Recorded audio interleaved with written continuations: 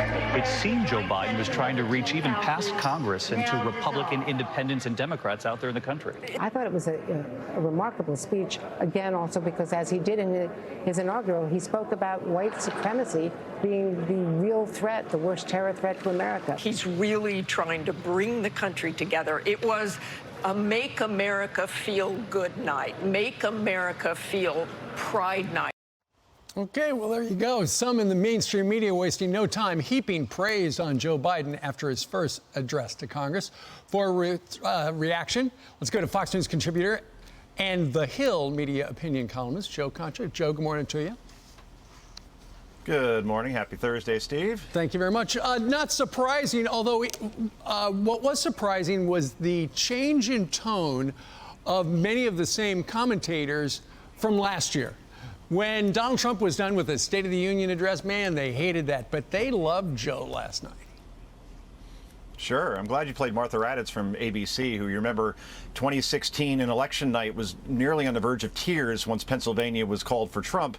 And then you saw her reaction last night. Make America feel good again. And boy, I've never seen someone that jubilant since my Cubs won the World Series in 2016 in my own household. But look, I'm old enough to remember August of 2020, Steve, when Van Jones of CNN candidly said this before Joe Biden's speech at the Democratic National Convention. Quote, "We were prepared for it to be a terrible speech, but as long as he didn't embarrass himself, we were going to come out here and praise it."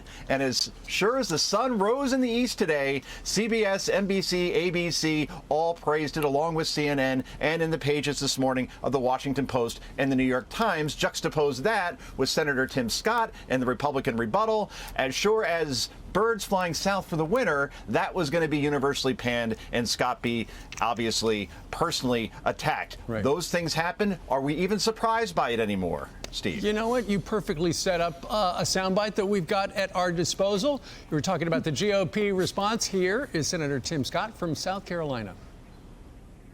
I've also experienced a different kind of intolerance. I get called Uncle Tom and the N-word by progressives, by liberals.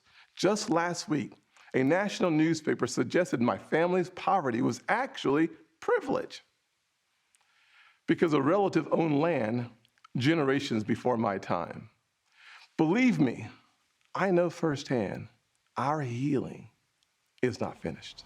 Well, the national newspaper he was referring to was the Washington Post, and the headline on that article, April 23rd, was Tim Scott often talks about his grandfather and cotton. There's more to the tale. So, Joe, what was in that particular report? It was a fact check on Tim Scott's ancestry, basically saying, well, his black ancestors didn't quite have as bad as others, and we're going to dig into this as to why. And you ask this rhetorical question, would that ever have been done to a Democratic black senator like a Cory Booker or a Raphael Warnock? Of course it wouldn't. And Tim Scott last night, you got to hear this. This was Nicole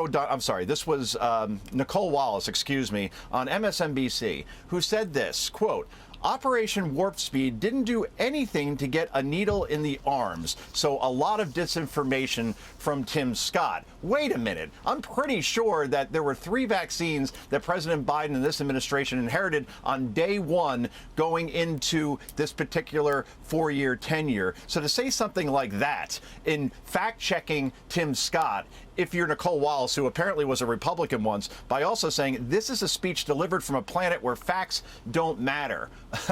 That's very interesting. But overall, I mean, you want to talk about facts. In terms of President Biden, he talked about how he traveled 17,000 miles with President Xi. No, that never happened. He also said the January 6th Capitol riots were, quote, the worst attack on our democracy since the Civil War. Why don't you tell that to people who actually were around for Pearl Harbor or 9/11?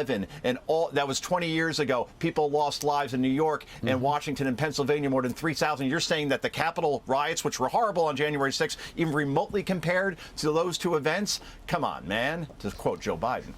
Indeed. All right. You mentioned Nicole Wallace. We've got another montage of commentators talking about Tim Scott.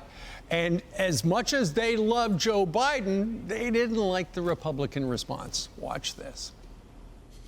The messenger was great, but the message was nonsense. This is a speech delivered from a planet where facts don't matter, which is where the current Republican Party resides. I'm not sure what the purpose of this was. I am shocked and a bit embarrassed for him. This was a lost opportunity. Tim Scott has an opportunity to make his mark on criminal justice reform, and this ain't going to do it. This wasn't it. That wasn't it, she says. Joe? Yeah, a lost opportunity, I believe, is what Joy Reid said. The lost opportunity was the President of the United States not addressing what is right now the biggest crisis that is a catastrophe at our southern border. Didn't even talk about this migrant surge where we have 20,000 unaccompanied minors currently in U.S. custody. That was the missed opportunity last night, Steve. All right, and it took nearly an hour before he even brought up immigration. All right, Joe, thank you very much. All right. Thank you, Steve. Have a good one. And congrats, by the way, on that thing that happened. Yes, indeed. My son got married last week. Thank you, sir.